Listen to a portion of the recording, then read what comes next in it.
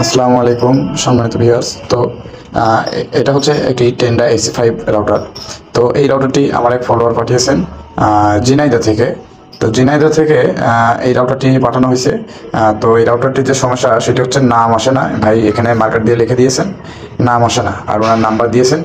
তো এখানে আমরা দেখতে পাচ্ছি এই রাউটারটির নাম আসছে শুধুমাত্র 5G।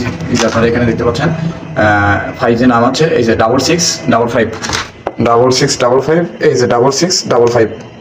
এই রাউটারটির নাম আছে 5G, কিন্তু 2.4 GHz যে সিগন্যালটি রয়েছে সেই সিগন্যালটি কিন্তু আমরা এখানে পাচ্ছি না। মূলত এই রাউটারটির সমস্যাই হচ্ছে এটি যে এমন দাঁড়িয়েছে যে 5G সিগন্যালটা আছে, 5 GHz-টা আছে, কিন্তু 2.4 GHz-এর সিগন্যালটি এই রাউটারে কিন্তু পাওয়া যাচ্ছে না।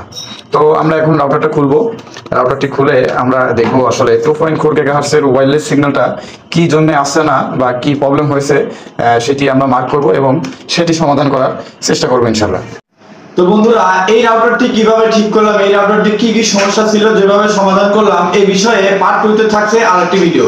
তো সেই ভিডিও পার্ট 2 এর লিংকটি এই ভিডিওর ফার্স্ট কমেন্ট বক্সে আপনারা পেয়ে যাবেন। যারা ভিডিও দেখতে ইচ্ছুক তারা কমেন্ট বক্স থেকে লিংকটি দেখে আপনারা পার্ট 2 এর ভিডিওটি দেখতে পারেন।